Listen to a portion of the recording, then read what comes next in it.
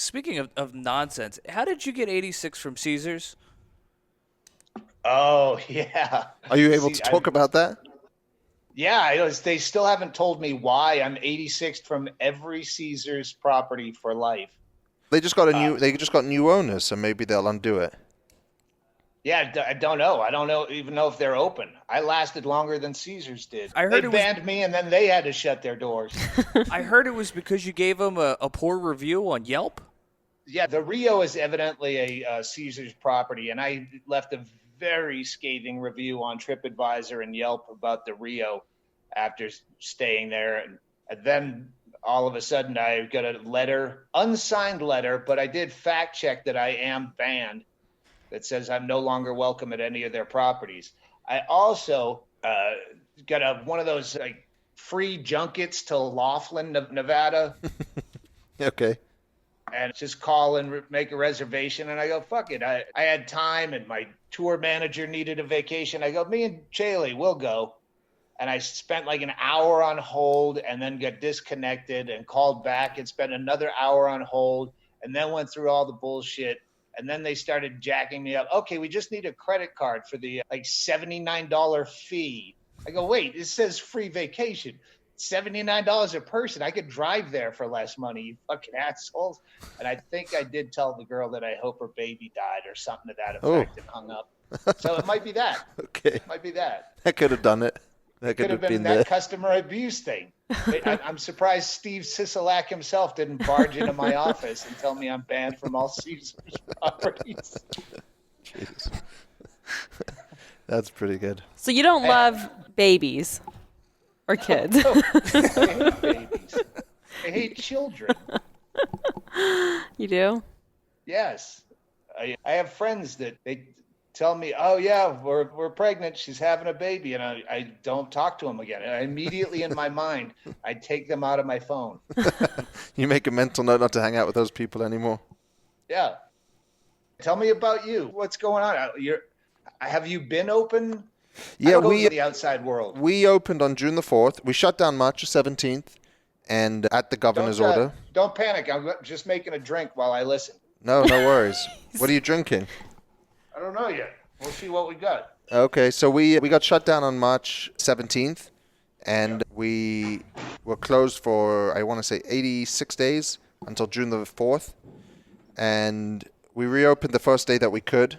It's funny. That shutdown didn't stop your monthly mailers from coming out because I kept getting them. I hope it did. No, we kept sending them? Of course. But You for couldn't book coupons them. months later. Yeah, it was.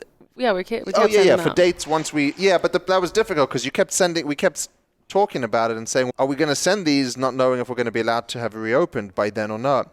I believe we got told we could open on June the 4th on June the 1st. So we got 3 days to prepare for it. And then it kept changing and leading up to that. But we've been open. We haven't had any comedy. We haven't had any Wonder Boogie. We opened the steakhouse, some of the restaurants. They can't even have buffets, can they? You could do buffets. It's funny, some of the buffets started doing self-service. Sorry, not self-service, but a server brings you your food. And is that really a buffet at that point? But we don't have a buffet, so it didn't impact us. But I think there's one buffet still open at this point. Maybe a couple. But you know what? It's been better than we expected. But it's slow during the week, busy on the weekends. And it's much better being open than being closed. So at least we're open. It's also slow as shit in the summer there anyway. It always is, right? This was a little reversed because we had no conventions, and yet it was still a lot of people, because California is still locked down, so a lot of people are driving out here from California, and we really don't have much going on in terms of entertainment, in terms of the arena that we have outside. We haven't been able to use that. We just basically are a hotel, pool deck, and a casino, but people are having a good time. People are coming out, and we're starting to see it get busier now. I would assume that you don't have to put up with a lot of the same shit that middle America Dollar Generals have with people saying, fuck you, I'm not wearing a mask. We did in the beginning, and then for some reason, once it became mandated, it just became something like, you ain't coming in the building if you don't have it on, so don't even bother. And every night we have one drunk guy who refuses to do it, and security talks to him, and then they either leave or they put it on.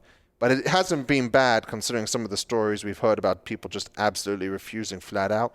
You see the guys who don't want to wear it, and they put it on their chin, and they carry like either a cigarette or a cup with them for 8 hours, so that they don't have to. They can just say, "I'm smoking. I don't have to put it on." But there's nothing we can do about that. It's been mostly well respected. We do temperature checks when you come in. We do mandatory masks and all of that stuff. So it's been well received overall. Yeah, security in Vegas has got enough of especially downtown, old school Vegas. Yeah. It still has that feeling of they're going to break my legs if I say no. Everyone, They're going to take me in the back room if I don't wear my mask. In the old days, you go in the back room if you were cheating. Now, if you don't wear your mask, you go in the back room. Yeah, everyone's been pretty respectful of it. That's been one upside, and honestly, it's been nice to have the team back in the office. Everyone was at home. We were shut down, so it was really nothing here. So it's just been nice to get people back. And now, as we can start doing more events, we're doing our bingo tournaments. We're looking at the comedy clubs. So as we can start doing a little bit more, I think it's going to get busier and busier. And then maybe next summer it gets back to normal. Maybe. Hopefully. And then I predict we have the Roaring 20s. Ooh, When it's all back to normal. that's the best prediction I've heard so far. When it's all back to normal. Next summer is the start of the Roaring 20s. I like that.